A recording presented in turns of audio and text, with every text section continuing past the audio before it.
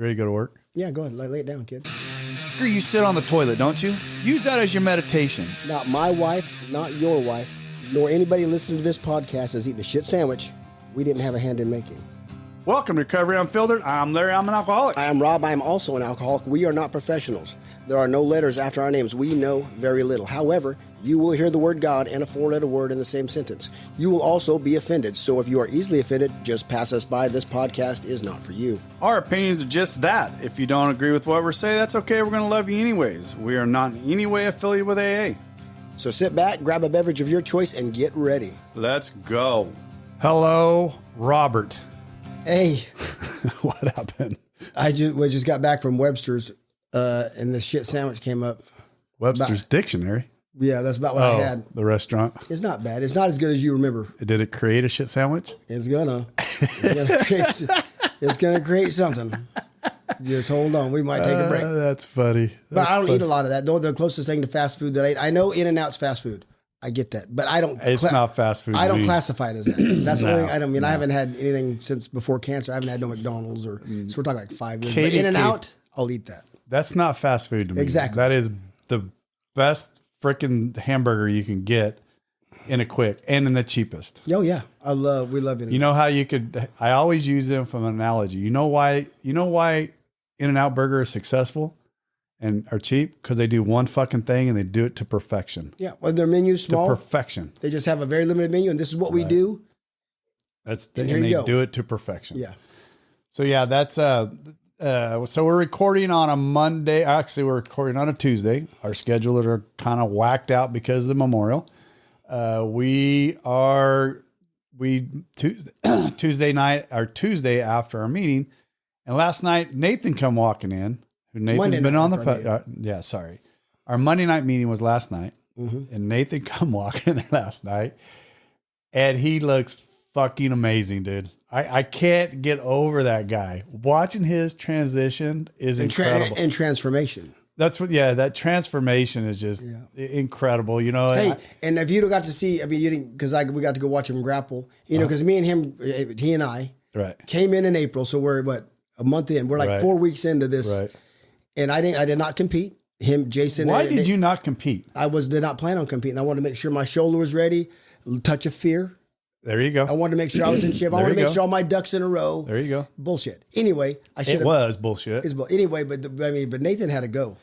Let me ask you. He got pushed, and it was beautiful. Good. Did you happen to watch the class you would have been in, or the weights? I watched every class that from. But did you watch the one you would have been in? Yeah. You should have won it, huh?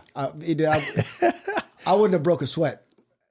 Were you in Jason's? Because when I talked to Eric about it, he said Jason shouldn't have broke a sweat either. He didn't. No, because it's not fair for me and Jason to compete against each other. We wouldn't do that anyway. Right. So, would you been in his same class? No, Jason's heavier. Jason was in 205s. I would be 168s. Oh, you're way smaller. Yeah. Well, right now I'm 84s. Would you have lost to go down? Yeah, well, I walk. I mean, when I wake up in the morning, I'm 178. Gotcha. Every day. Okay. You know, throughout the day, whether I eat and drink, I usually I don't get much above 182. Right. With clothes on. Right. So yeah, I'd go down to 68s because I don't want to. You can lose that quick, huh? Yeah. Just water shit. That is true. Sweat. That is true. So I also, another kind of update. I talked to. Remember a while back we had Rachel Berry on, Dr. Berry. Yeah. Isn't she a? Not yet. I reached out to her today because she's been on my mind a lot, right? Well, we were going to have her back on. Well, I want to get her back on, and I reached out to her today, just trying to figure out where she's at as far as her. My email or my text to her was, "Are you Dr. Berry yet?" And she goes, "No, 6 more weeks." So she's got 6 more weeks, and I said, "Okay, when you're doctor, you're coming on." She goes, "Deal." And I said, "But this time in studio." And she says, "Deal." So that'd be awesome. I want her in here so bad because there's so much more from her podcast, and we've had so much on since then that I would just love to get. And now we can actually call her a doctor, and it's going to be awesome. Yeah. So I want to get her in here. So, anyways, I wanted to go over a couple topics. Rob, we are recording this we're going to get into Memorial Weekend, and then we have 2 more guests coming on when we record next time. So this is our last one together. Next time we're going to record, we're going to have a couple guests. So, perfect. Right. So, but I wanted to bring something up that we talked about last night. Couple things that we're going to go over and just try to keep your temper to a minimum. A minimum. It's right? it's not anger, it's passion. What did Mike call it? He calls it damn it. Yeah, it's in the Bible. What does the Bible say? Zealous. Zealous. Very zealous. He calls me very, not a zealot. No. With a T. Zealous. So, which is fun because I've said this multiple times that yeah, do you guys do this shit? Just what?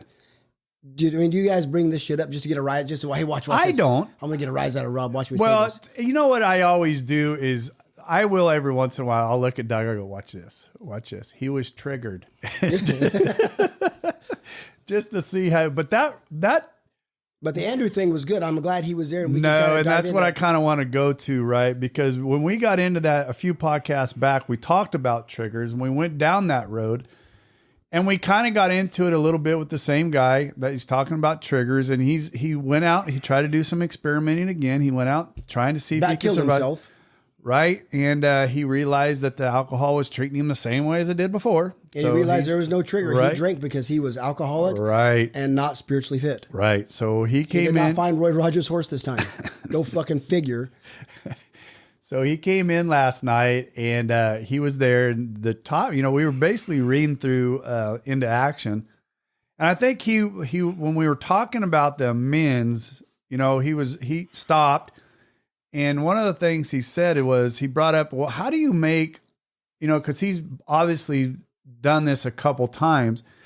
And his thing was, well, I've already made my amends to all the people that I've, these last 2 times that I went out, I didn't do anything to anybody. So do I go back and make the same amends all over again? And I think you made a very valid point, and I was thinking it, and I think Doug, I think there was multiple people in there thinking the same thing. And well, motherfucker, obviously you didn't get to the bottom of the problem, right? You didn't get to the bottom of something. Right. So how free do you want to be? Right. And I think what kind of triggered that was this. Click that word. No, that's not where I wanted to go.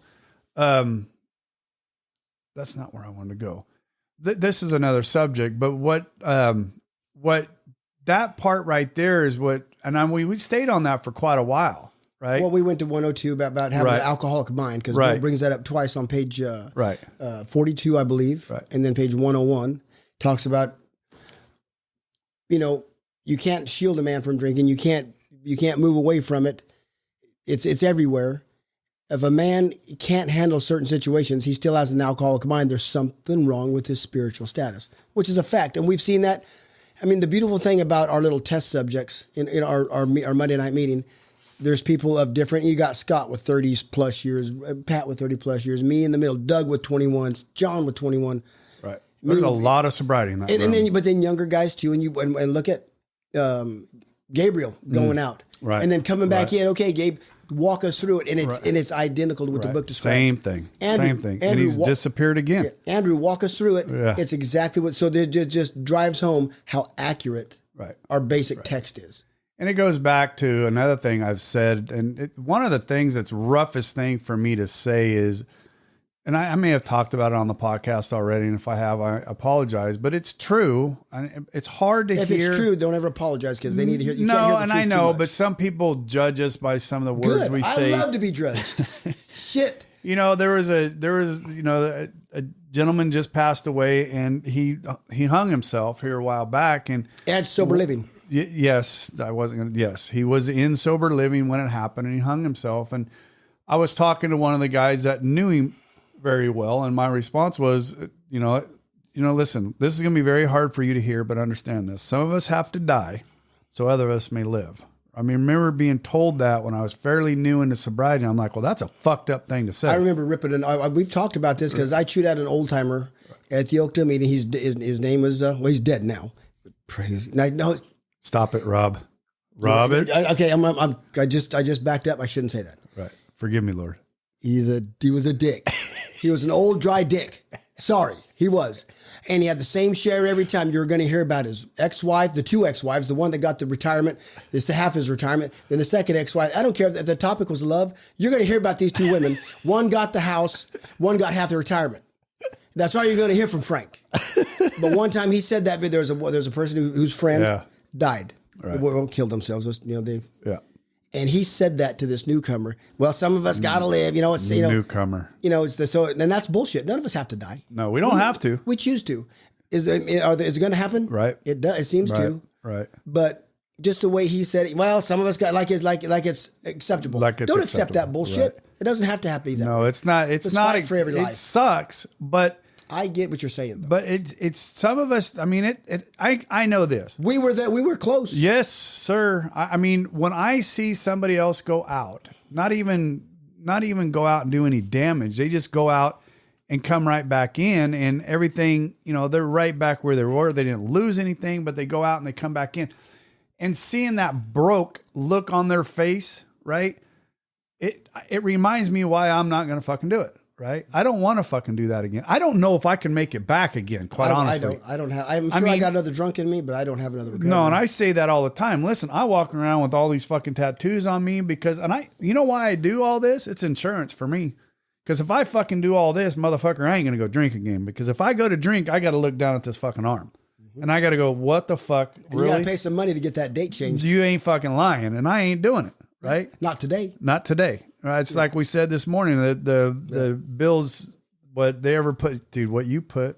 Deja vu. Oh my God. I fucking died laughing. That was fucking Groundhog Day again. For the same guy. Byron, I fucking love you, but you don't read our fucking group text. Read the motherfucker before you start posting. God bless it, bud. Put the can down. Gee, stop. Start reading. Stop. And don't double text. Damn it. Your response this morning was fucking hilarious. But anyways, yeah, we got to see. I mean, for me, when I see it, it just, it reminds me. But it doesn't have to happen, but it's going to happen because, that's just the way things are. That's humans are. Right. Yeah. And they're like scouts. Right. That's what we call them. Right. They go out, they come back in with arrows stuck in their ass. Hey, it still don't work. Right. Alcohol's still fucking you up. I'll stay sober then. Thank you for that information. But they make it back. Right. Some of them don't. Right. That's what I told Andrew last night. I go, we're just glad to hear you're back. You're just glad you're back. You're going to take some shit from us, just like poor Aaron does, right? Yeah. We love you, you prick. Stop doing it. But if we didn't love you, we wouldn't even talk. No. That's what I love fucking Aaron to death, but God damn it, dude. Fuck. Come on. And I love that guy to death, and everything I want, everything I have, I'd give to him to make sure he doesn't do that again. But anyways, that was something I wanted to talk about. But again, we have such a the meeting now, our Monday night group is what, 20, giving there was 22 of us there last night. And that's not even a fold up. No. But it's such a big enough testing pool. I hate to say it that way, but you don't know. No, 1,000%. There's AA meetings that aren't that big. No, but the beautiful thing is every experience we've had, the good ones and the bad ones. I wouldn't say the bad experiences, but the learning ones. These guys go back out and they drink when they were doing everything. We go right to the book. Oh, here's where you were. Oh, and then they see it. And it just, not only does it drive home that our basic text is true. Right.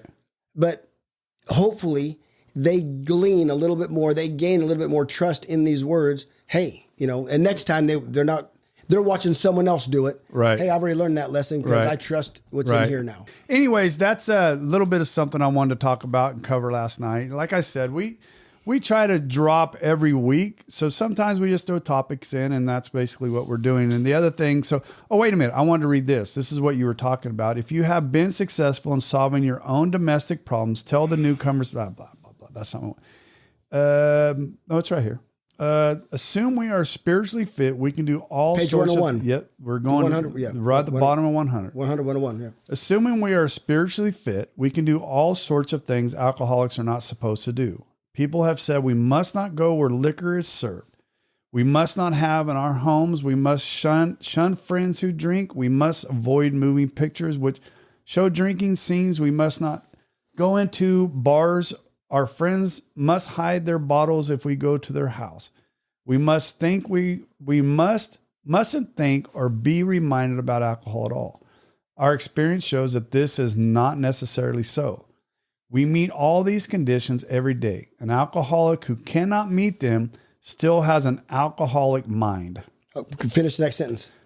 There is something wrong with his spiritual status. His only chance, has an alcoholic mind.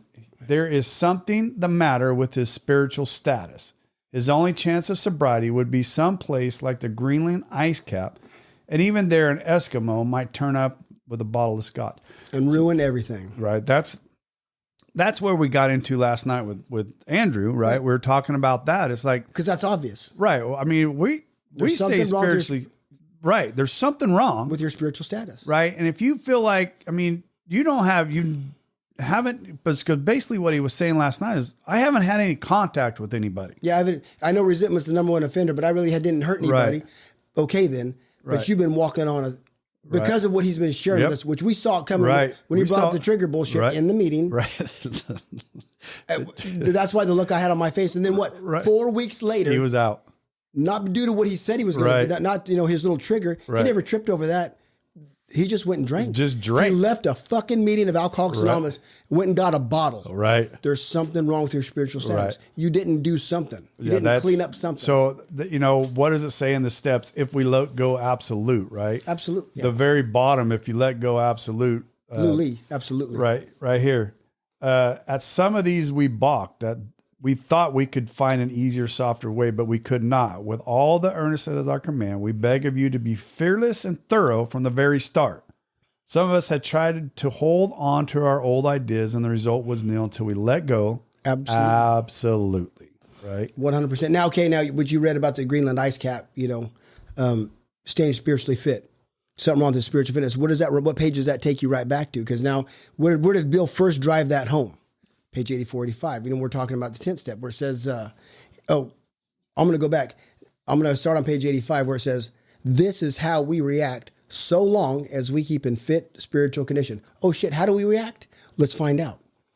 And we have ceased fighting anything, this is the 10th step, anything or anyone, even alcohol, for by this time sanity will have returned. We will seldom be interested in liquor, promise. If tempted, we recoil from it as if from a hot flame. We react sanely and normally. Right. And we will find that this has happened automatically. We will see that our new attitude towards liquor has been given us without any thought or effort on our part. It just comes. We're not fighting it. This is the miracle of it. We are not fighting it. Neither are we avoiding temptation. We feel as though we've been placed in a position of neutrality, safe and protected. We have not even sworn off, Larry. Instead, the problem has been removed by God. It does not exist for us. We are neither cocky, prideful, nor are we afraid, fearful. This is our experience. This is how we react so long as we keep in fit spiritual condition. Right. So if you're spiritually fit, that's how you should react. Right. And if you go above the two paragraphs above that, what I started, will tell you how to stay on a daily basis in fit spiritual condition. Right. It's simple. So either he didn't have a sponsor that explained that very well to him, or he didn't let go absolutely. Or he did he didn't do a thorough. And that's, with my sponsee, the other day when we were going through his fifth step, I was like, okay, is that it? And we would talk for a little bit. And he's like, well, there is this other thing. Okay, is that it? No, there is this other thing. And then we would talk for a little while. Is that it? Is that it now? Remember, then I'd go back and read that. We got to let go absolute, right? Mm-hmm. This is it. How free do you want to be? Yeah. So obviously somebody didn't read him, get him through that. He did. Right? He did. I would assume listening to him. Yeah, I've done the steps. Really? Well, he said last night that he needs to go back through them. He obviously didn't do them right. Yeah. Right. So, clean house. I know a good sponsor. His name's Rob. Dude, you need to walk him through. I've got Derek going on Mondays, and I've got our audience has no fucking idea who we're talking about. Lauren going on Thursdays. No, but I do. I know. And Lauren, and then they're both kind of right neck and neck. So I'm getting ready for a new one. I'm ready. Yeah. And they're killing it. It's I'm about done with Blake. So, no. Anyways, but here's the thing.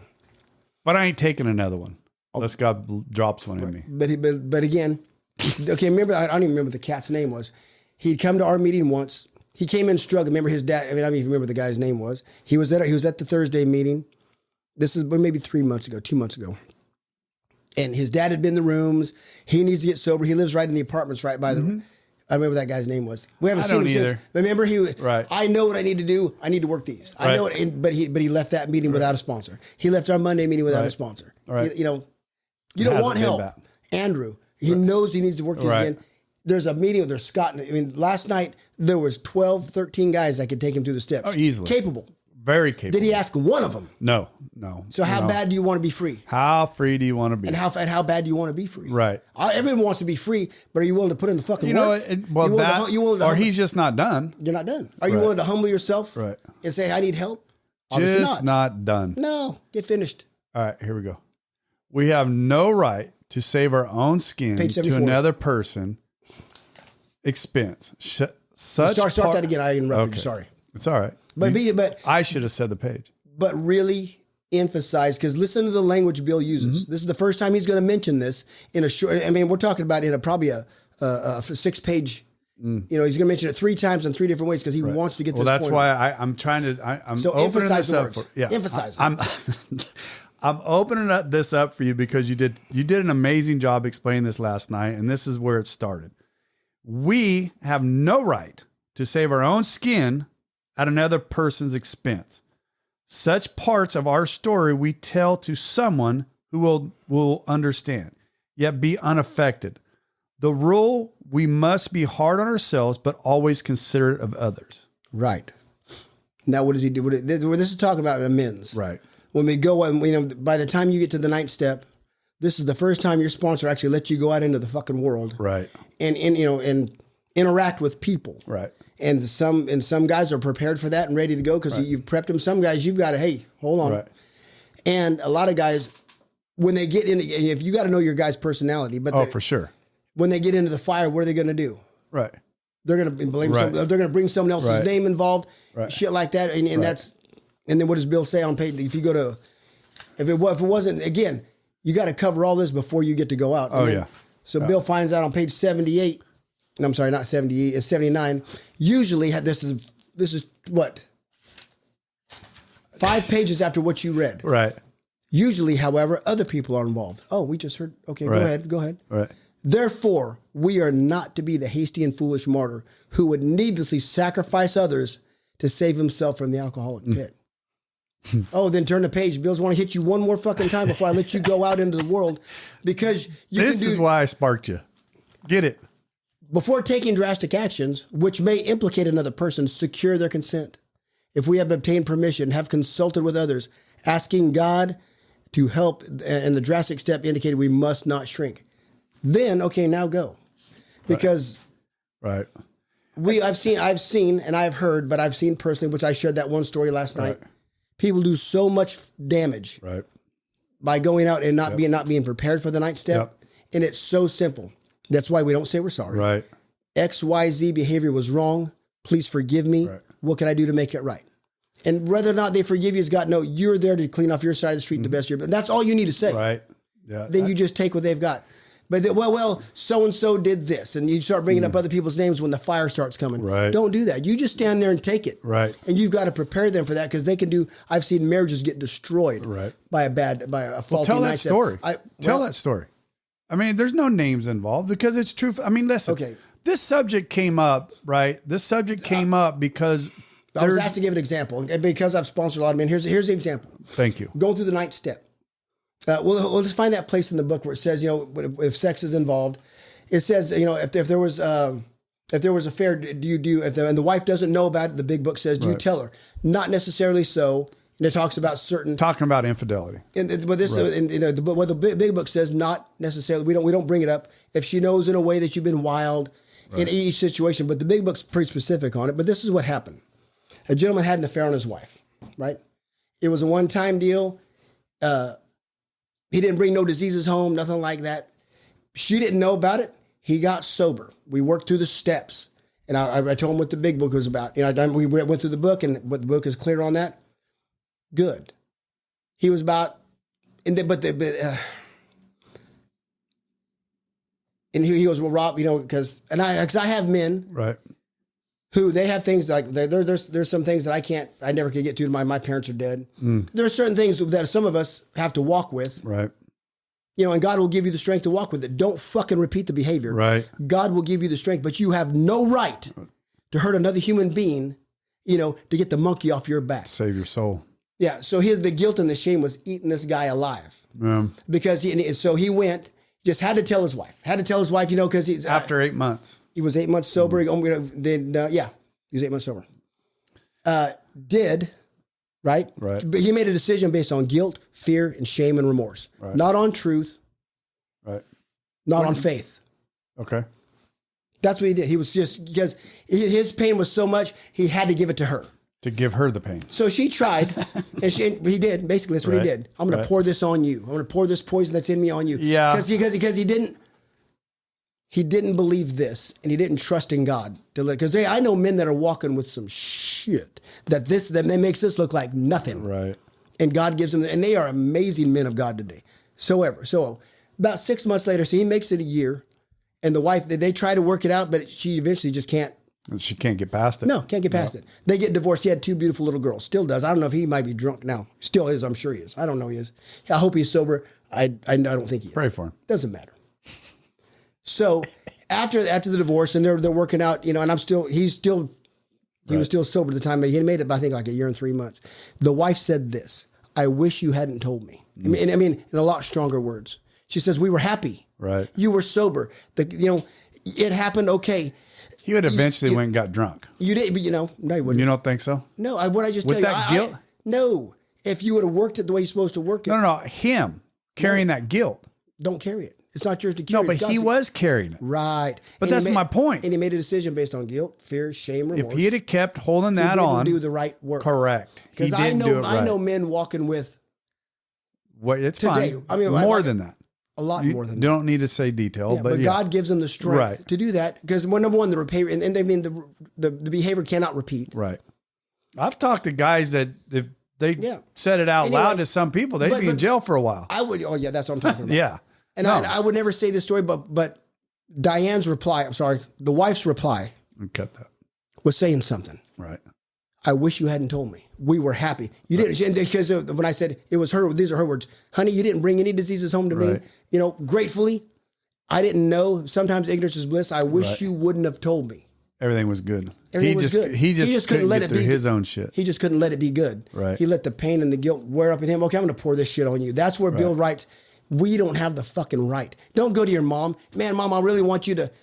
There's some things that, even if my parents were alive, I would not tell them. They don't need to hear it. I'll walk with that. Right. They don't need to know that. I'm not going to get the monkey off my back to make myself feel better and give mom, and have that working in my mother's head. Right. Nope, won't do it. No. I'll walk with it, and my Lord will give me the strength. Right. That's what I'm talking about. I get it. I completely get it. Yeah. I think on my side, just in the thought process, because I thank God I never had to deal with that. No, hey. Thank God. Thank God. But right. There are men that deal with that, and then they deal with it well. Right. So you just hope and pray that, that I would have, right? God forbid that I think that's my biggest hang up on that is I know what my guilt would be doing to me, but I also know how hard I work to get rid of that stuff. How's your guilt from the way you lived your life before? I mean, even it's gone. It's gone. So why wouldn't the other one be gone? Well, so why wouldn't God remove the other one? I mean, you hurt your wife, right? Did you hurt? You didn't hurt your wife? I did. I hurt my wife too. Okay. I think there's levels of hurt. There may be, but it depends. I mean, that's a whole different level of hurt. Maybe. Right. But I mean, I'm not. No, I know, but I'm saying is not defending what he did. Didn't. He made a choice, and his choice had consequences. Right. And it's just, I think what I look at is like, I can't judge. We've had guys come in. I'll still not forget this. We went up to Knight's Ferry, and we went up there, and and it was a couple days before, like a few weeks before Christmas. Hey, this old chap come in. What? After you get done, I want to follow up on something. Go ahead. Well, go. Okay, because you'll forget, you old fucker. You're probably right. I've also seen this work in reverse. That's the story I just gave you. Because right now, any woman listening to this podcast, he was right to tell her. He's right. I've also had, not me. This is not me. This is a friend of mine, female, had the same thing, but the reverse. The wife had an affair. She had actually had 2 affairs going on at the same time. However, she ended them. She got sober, didn't bring nothing home to the husband. And again, things were going great. Things were going fantastic. But she, right? And the husband more or less said the same kind of thing. So because I can hear people. Well, he was right to do that. Now it's reversed. Females, I've seen women do the same thing. I don't know. I think again, and each situation is different. Right. I just showed him what was in the book, showed him what other men have done. I mean, and shared with him what some other men, no names, but what they're walking with. He's like, oh, damn. Exactly. So give it some time. Let's pray about it. If God's clear, God will be clear. Right. But not all the time do we become the martyr. Right. Look at me. Right. Because what you just did. Yeah.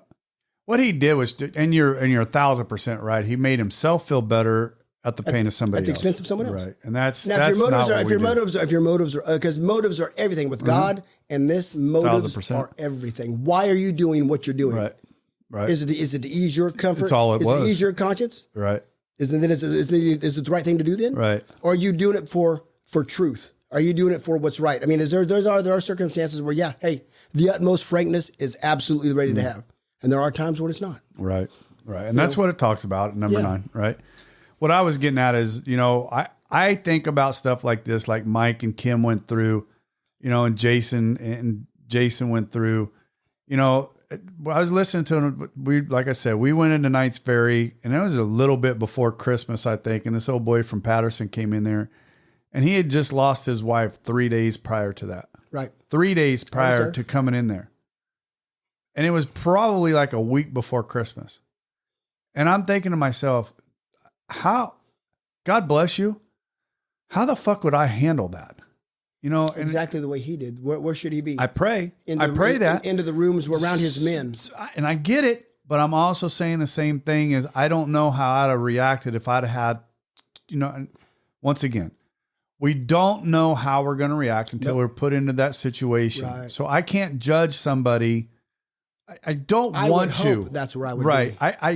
And this is why, because I know you well enough, Rob, that we're not judging that guy on what he did. No. What we feel his actions were wrong, but we didn't have to live in his shoes, and we don't know what he would have done with that guilt. Hey, guilt kills people. Yes, it guilt does. makes people hang themselves. And drink themselves to death. Absolutely. So guilt is a horrible fucking thing to live with. Remorse, all those How things. you deal with it is of the utmost importance. Right. Don't do any more damage than needed. To somebody else. Yeah. Right. And that, I think, is the biggest key coming out of that. And I'm not saying every situation is cookie cutter, because it isn't. For sure. But I believe his was. I believe he handled it poorly because his motives are wrong. Right. And I don't, once again, not disagreeing with you. I don't know how I would have, I know how my guilt gets me. Mm-hmm. Even if I shrink one of my wife's shirts in the dryer because I wasn't supposed to dry it and I fold it and hide it, that would guilt me till I fucking had to pull it out and say, I fucking shrinked your shirt. I can't. I wouldn't even, I just showed her, hey, babe, look what I just did. I know. I'd let her find it. Did you just, I did it. I did it. My guilt is fucking, I won't horrible. I won't even feel it. I ain't got to feel no guilt here. No, look what I did. I probably would have done, that's probably would, but it ain't fucking another guy's wife or, fucking around. It's just not that. I mean, there's levels of that. There's levels. I don't know how that. Hey, I mean, my wife thinks pornography. If I was to watch pornography, that's cheating. I don't disagree with her. Don't disagree with her. I do, but I don't watch it. But but still, hey, okay, I do midget porn. Just kidding. That's comedy. Just kidding. Hey, that's comedy. Just kidding. That's not. That's funny. There's no porn there. But we need to talk about that because a lot of the men I sponsored, a lot of them. You're not one of them, but also struggle with that. Oh, for sure. And that's something when I go through this, especially after they get sober. When I go through the sex inventory, because that's one of the things to bring up. Hey, how are you with pornography? Right. Is that, well, shit, Rob, I'm kind of not.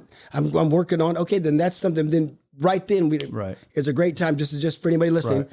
Turn the steps and let's start working a little bit of that. Right. Because that's poison. There's more stuff out there. That's poison. Absolutely. That's as much poison as whiskey or drugs. Yeah. It'll destroy marriages. It'll destroy lives. Right. It's terrible. So yeah, it is absolutely. I've seen guys.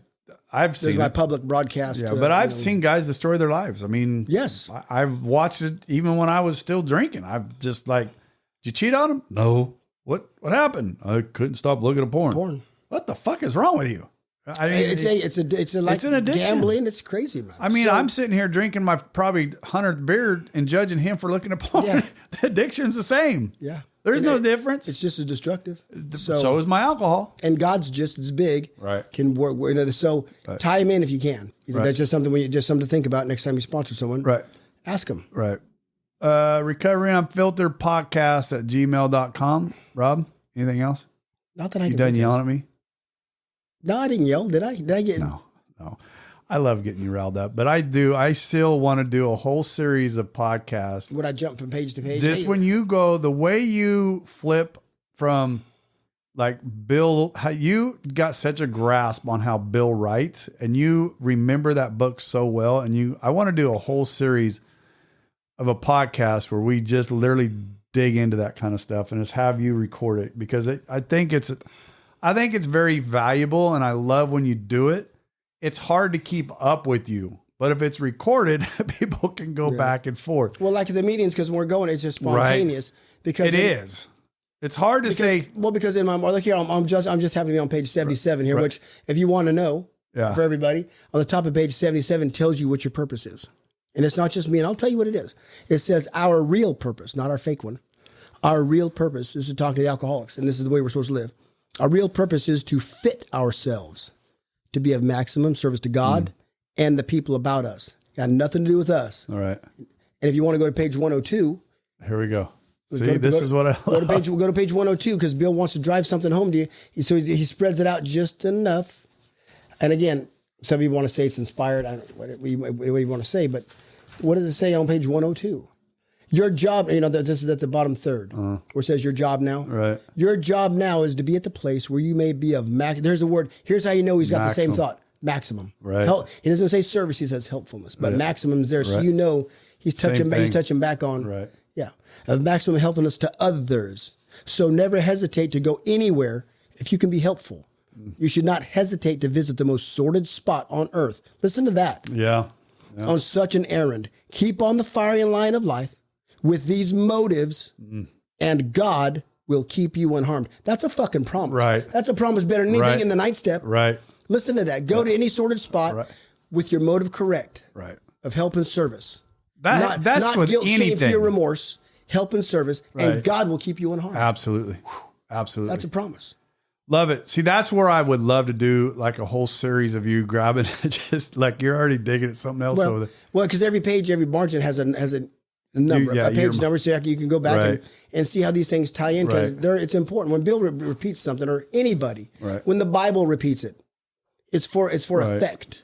Well, for sure. Because, and it's not just willy-nilly, it's because we have seen people, I have seen people, I know people who have destroyed marriages, destroyed their lives, doing things for the wrong reasons. Not necessarily the wrong thing, but you did it with the wrong motive. Right. The motive. Which is what makes it wrong. Right. Absolutely. So, Absolutely. and destroy things when you could be living a happy, joyous life right now. You fucking pussy. There you go. Sorry, cut that out. That's wrong. But that's, again, just... Because I know, I'm so grateful to God, because I know guys walking with stuff, and man, and they are the most used gracious, of God. But not that, they're the most used men of God that I know. He who loves much has been forgiven much. Right. He who loves little has been forgiven little. Right. So trust me. Attaboy. Yeah. I love you. So keep, stay on the firing lines, and God will keep you unharmed. And don't ever make a decision based on fear, guilt, shame, remorse. If it's not truth, if it's not fact, walk with it. Right. There you go. Recovery Unfiltered podcast at gmail.com. That's Recovery Unfiltered podcast at gmail.com. We'll come back in a week. If you're lucky. Thank you for joining us today. We hope you learned something today that will help you. If you did not, come back next week and we'll try again. If you like what we heard, give us a 5-star review. If you don't like what you heard, kiss my... You can't say that, can you? Anyway, if you don't like what you heard, go ahead and tell us that too. We'll see what we can improve. We probably won't change nothing, but do it anyway. Hey, thanks, Rob. Come back next week and hopefully something will be different and something will sink in. Take care. This has been Recovery Unfiltered.